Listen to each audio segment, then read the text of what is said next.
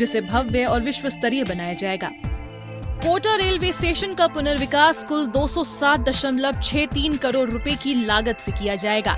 यहाँ 6,765 वर्ग मीटर में 2 आगमन ब्लॉक और 1 प्रस्थान ब्लॉक का निर्माण किया जाएगा, जहाँ अत्याधुनिक सुविधाएं मौजूद रहेंगी।